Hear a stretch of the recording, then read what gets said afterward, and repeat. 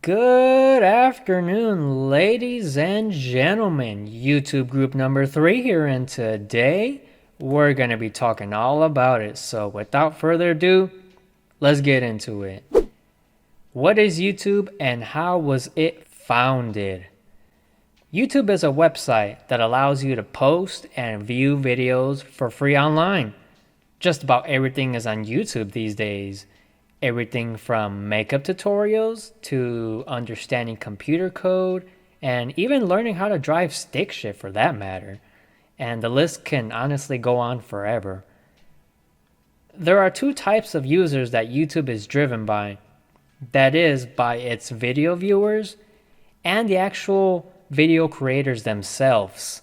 YouTube became available on the internet in 2005 and was founded by multiple individuals including Steve Chen, Jawed Karim, and Chad Hurley. Now, the idea of YouTube was actually sparked at a dinner party by this group of friends who were actually a bit upset because of how difficult it was to upload and view videos on the internet at the time. And there was really nothing like YouTube in the early days of videos or movies on demand. The only content available was movies and informational resources that you could rent from places like Blockbuster, Hollywood Video, and even the public library for that matter. Once the PlayStation 3 and Xbox 360 came out in the early 2000s, video on demand was like the new standard. Instead of renting movies or DVDs, you could literally achieve the same task with the press of a button and a stable internet connection. There was no need to physically rent anything anymore, since it was all becoming readily available online. And although YouTube didn't have many movies at the time, there was so much information about almost any topic you could think about. It started getting to a point where you didn't exactly need physical books or DVDs in order to learn something new, because people from all over the world were sharing their knowledge and skills through YouTube videos, which is great. I mean, what a time to be alive, right? And with that being said, let's continue this show, shall we? Existing broadcasters produced TV programs and users only consumed one-sided communication took place. However, YouTube has added elements such as communication, accessibility, and convenience. Users' immersion and satisfaction are higher than TV programs because suppliers and consumers communicate in both directions and create content together.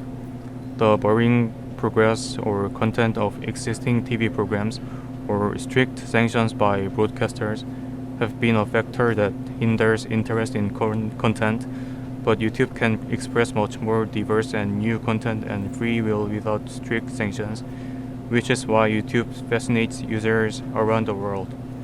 In addition, unlike TV programs that are broadcast according to the schedule, YouTube can be enjoyed according to the user's will, making it much easier for users to access. YouTube has completely changed the entertainment industry. Now, people can access videos of any kind from the comfort of their own home. Companies see how well YouTube is doing as a streaming service and follow suit. Some examples of this would be Netflix, Hulu, Apple TV, Roku, and many others who decided to take part in the streaming service business. With YouTube's success comes a certain industry's downfall. That would be the movie industry. Many would rather sit on their couch and watch content than pay money to go drive and watch a movie.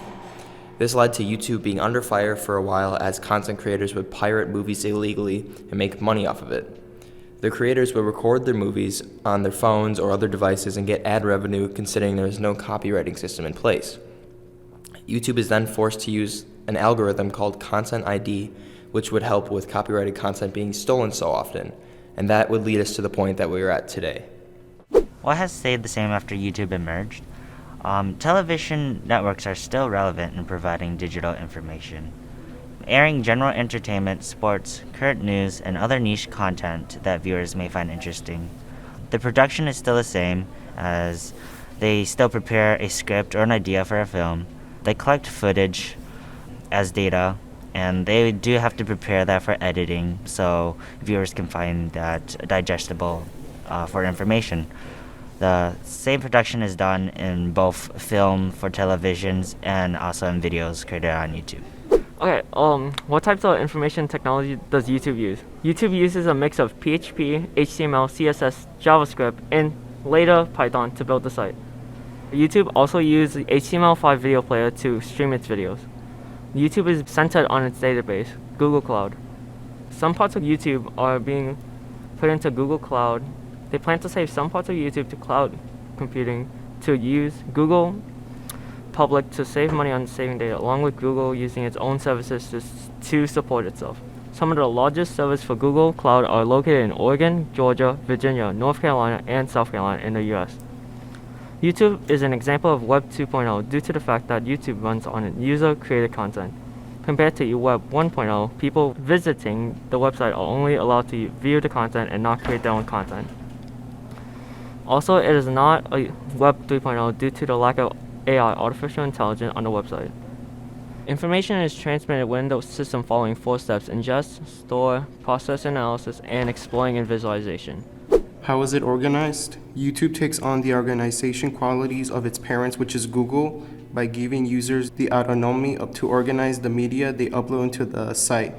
YouTube allows people to watch, share, and create. Mostly the users is the ones who's deciding on their decisions. YouTube does use algorithms by selecting videos for viewers with 2 goals: picking the video and keeping the video interesting to continue watching. Is it good keeping data? YouTube is a good system that keeps track of your data by keeping your search history and seeing what you mostly watch and recommending you more of it to watch. Today, YouTube targets audiences of all races, creeds, sexual orientation, age, and gender. Almost everyone can find something they like on YouTube. YouTube currently has a bunch of different sections. They have a section for kids, music, TV, movies, shorts, and a community section. They also have a bunch of different categories on their pages, including gaming, learning, and sports. A main implication that you can find in YouTube is property. The way YouTube makes sure that people don't break copyright laws is by displaying a message to anyone about to upload a video, not to break any copyright laws. YouTube doesn't review the videos before they are posted. However, if a video violates a claim, they take the video down and give the user a copyright strike. If the user receives 3 copyright infringements, then all of their videos will be taken down along with their account. The way YouTube tracks copyright infringing videos is through something called Content ID. Content ID is an AI detection system that allows YouTube to detect videos that violate any copyright claims without having a person physically comb through videos. YouTube also has a set of guidelines that prevent users from uploading certain videos. Such restrictions include defamation, porn, encouraging or performing criminal conduct, animal abuse, shock videos, hate speech, spam, and predatory behavior. To identify videos that break these restrictions, YouTube has its users report them by flagging videos. If a video has been flagged, then a YouTube employee will watch the video and search for any content that violates the community guidelines. YouTube has also hired content moderators to look at the flagged videos and determine whether or not the video violates any part of the community guidelines. And that's the end.